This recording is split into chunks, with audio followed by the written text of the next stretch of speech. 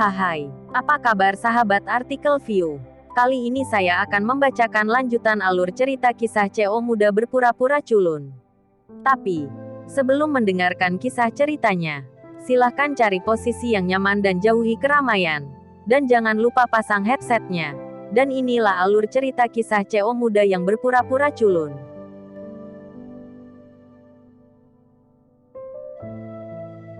Episode 420. Kisah Ariel anak bos besar yang berpura-pura culun. Kata-kata Ariel membuat Sofia tertawa terbahak-bahak. Situasi pemborosan saat ini sangat menyedihkan. Dia masih ingin bercanda. Sepertinya kamu sedang dalam suasana hati yang baik, kata Sofia. Apakah ada yang harus aku sedihkan? Ariel bertanya secara retoris. Sofia mengangguk dan berkata, jika itu orang lain dan dicampakkan oleh seorang wanita, akan sangat memalukan untuk dilihat. Tetapi kamu adalah gelandangan yang kurang ajar. Aku khawatir kamu sudah terbiasa. Kamu sudah kebal terhadap kutukan. Karena kamu tahu aku kebal, kamu masih menertawakanku. Bukankah kamu menyia-nyiakan bibirmu? Ariel berkata sambil tersenyum. Ekspresi acuh tak acuh Ariel membuat Sofia sangat kesal. Tetapi setelah melihat Ariel, dia sengaja jatuh ke dalam masalah. Tapi itu tidak membuatnya merasa down sama sekali. Aku benar-benar tidak tahu bagaimana sampah sepertimu bertahan sampai sekarang. Jika itu aku akan bunuh diri sejak lama. Wajah apa yang ada untuk hidup di dunia? Kata Sofia dengan gigi terkatuk. Bukankah saya mengatakannya sekarang? Saya menyesali bunuh diri saya di tengah jalan. Jadi saya tidak mati. Saya harus berterima kasih kepada Tuhan karena tidak membunuh saya, kata Ariel.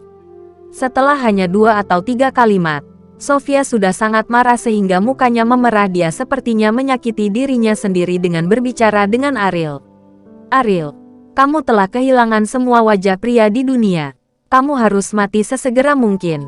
Hidup adalah buang-buang nafas. Setelah Sofia menjatuhkan kata-kata ini, dia berjalan pergi dengan cepat. Ariel tersenyum ringan. Dengan keadaan pikiran Sofia yang terburu-buru, dia bahkan ingin memarahinya. Bukankah ini lelucon? Aku akan pergi mengambil sesuatu dan tunggu aku di sini, Melissa berkata kepada Ariel. Dan kemudian pergi dengan cepat. Setelah meninggalkan taman, Melissa menyusul Sofia dan berdiri di depannya. Meskipun Melissa tidak memakai riasan, dia tidak memakai kacamata. Bahkan riasan polos pun bisa membuatmu merasa malu. Apa yang kamu lakukan? Mengapa kamu tidak merawat si idiot itu dan menghalangi jalanku? Pernahkah kamu mendengar pepatah bahwa anjing yang baik tidak menghalangi jalan? Sofia berkata dengan dingin. Melissa tersenyum ringan dan berkata, saya mendengar bahwa seseorang memberimu hadiah pertunangan yang berat sebelumnya. Jadi apa? Apakah itu ada hubungannya denganmu? Bahkan hari ini, masalah ini masih menjadi rintangan yang tidak bisa dilakukan Sofia. Lupakan dia merasa bahwa dia telah menyentuh gerbang keluarga kaya. Tetapi karena pria itu tidak muncul untuk waktu yang lama, kauri akhirnya lebih murah. Apakah kamu ingin tahu siapa hadiah pertunangan itu? Kata Melissa. Apakah kamu tahu siapa dia? Sofia tiba-tiba menjadi tertarik. Karena dia tidak tahu siapa pihak lain sampai sekarang. Jadi dia sangat penasaran. Tentu saja saya tahu. Dan saya juga tahu bahwa mahar ini bukan untukmu, Melissa berkata sambil tersenyum. Sofia adalah orang yang sangat mencintai wajah.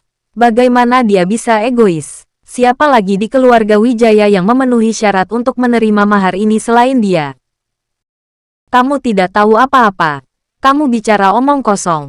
Mas kawinnya bukan saya. Ya, itu masih milikmu. Apakah kamu tahu siapa yang ada di keluarga Wijaya? Bagaimana kamu bisa memenuhi syarat untuk dibandingkan dengan saya? Sofia berkata dengan jijik. Melissa mengangguk setuju dan berkata, wanita lain dalam keluarga Wijaya memang tidak secantik kamu. Tetapi apakah kamu lupa bahwa ada Kauri? Hahaha. Sofia tertawa terbahak-bahak, menatap Melissa seolah-olah dia sedang melihat orang idiot, dan berkata, dari mana asalmu? Semua Bandung tahu bahwa Kauri menikah dengan Ariel, pria yang tidak berguna. Bagaimana mungkin orang lain memberinya hadiah pertunangan? Apakah kamu tidak pernah berpikir bahwa orang yang memberikan hadiah pertunangan adalah Ariel? Kata Melissa. Sofia tertegun sejenak. lalu tertawa terbahak-bahak hingga menutupi perutnya dan berkata, "Kamu lucu sekali. Kamu tidak bisa lepas dari pikiranmu. Bagaimana mungkin untuk maharnya? Hadiah dari Ariel, begitu banyak uang. Itu benar. Kamu masih belum tahu identitasnya. Apakah kamu ingin tahu? Saya dapat memberi tahu kamu," kata Melissa. "Dia hanya tumpukan lumpur. Anjing mati." Sofia mencibir. "Jika tuan muda keluarga Wibowo di Jakarta hanyalah bajingan di matamu, kamu akan memperlakukanku seolah-olah aku tidak mengatakan apa-apa," kata Melissa. "Tuan muda dari keluarga Wibowo dari Jakarta." Empat kata ini membuat Sofia tertegun sejenak. Dia pernah berpikir begitu, tapi dia pikir itu hampir tidak mungkin. Bagaimana mungkin orang-orang dari keluarga Wibowo dari Jakarta datang ke keluarga kecil seperti keluarga Wijaya untuk melamar? Dan Ariel adalah anggota keluarga Wibowo di Jakarta, yang lebih seperti lelucon yang tidak masuk akal dan tanpa hambatan. "Saya pikir Anda benar-benar sakit. Jika Ariel adalah tuan muda dari keluarga Wibowo, bagaimana mungkin dia bisa bergabung dengan keluarga Wijaya?" kata Sofia. "Jika kamu tidak percaya, kembalilah dan minta Andika untuk mencari tahu. Dia tahu identitas Ariel dengan sangat baik, tetapi dia tidak memberi tahumu. Mungkin karena dia takut kamu sakit hati." Melissa tersenyum dan berjalan ke sisi Sofia, mengingatkan dengan lembut, "Saya dengan hormat mengingatkanmu. Identitas Ariel tidak dapat diungkap. Siapapun yang berani mengungkapkan informasi ini akan mati. Kamu harus tahu seberapa kuat keluarga Wibowo di Jakarta, kan?" Melissa berjalan pergi dengan cepat. Alasan mengapa dia ingin mengatakan ini kepada Sofia adalah karena dia merasakan ketidakadilan untuk Ariel di dalam hatinya. Bagaimana mungkin seorang wanita pasar memiliki hak untuk mengarahkan jarinya ke Ariel? Dan Melissa juga sangat yakin, Sofia tidak berani memberi tahu Ariel. Identitas terungkap, terutama ketika dia pergi ke Andika untuk memverifikasi identitas Ariel.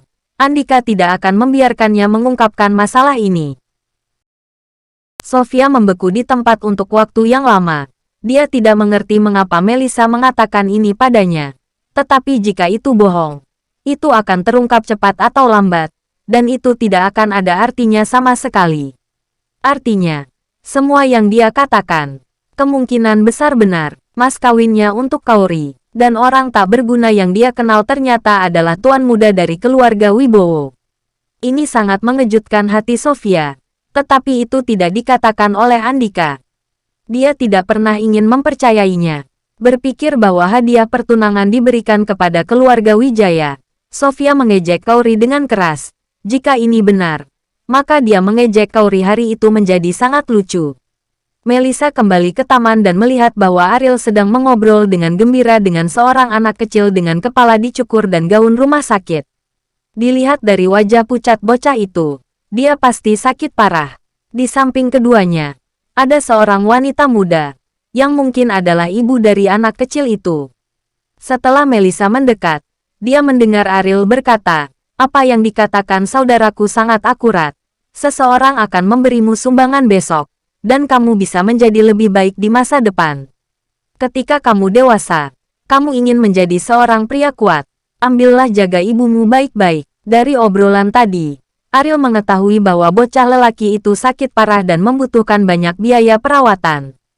Jika dia tidak mendapatkan perawatan sesegera mungkin, dia tidak akan bisa hidup lama. Meskipun dia telah menerima beberapa bantuan sosial, tetapi uang itu jauh dari cukup. Yang lebih parah adalah ketika ayah anak kecil itu mengetahui bahwa dia sakit. Dia benar-benar menghilang dari dunia. Semua ini dimungkinkan oleh ibunya. "Kakak," anak laki-laki kecil itu mengeluarkan seutas tali merah dari saku celananya, memegang tangan Ariel, mengikatnya ke pergelangan tangan Ariel, dan berkata, "Ibu berkata, ini akan membuatmu tetap aman. Aku akan memberikannya padamu. Saya harap Anda bisa segera sembuh." "Bocah bodoh.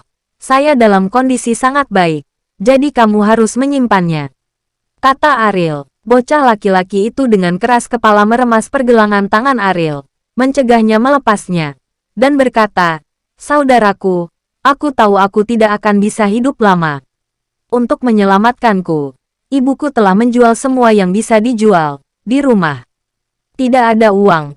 Tidak ada uang untuk membayar lagi. Kata-kata ini. Bahkan Melissa sedikit tergerak. Air di matanya mengalir. Sementara wanita muda itu menutup mulutnya. Air mata terus jatuh. Ariel menyentuh kepala botak anak kecil itu dan berkata sambil tersenyum. Apakah kamu lupa bahwa saudaraku baru saja memberitahumu keberuntungan? Seseorang memberimu uang besok. Saudaraku, aku tahu kamu membuatku bahagia. Anak kecil itu tersenyum. Meskipun dia tahu dia akan menghadapi kematian, dia sepertinya tidak takut sama sekali. Bersambung.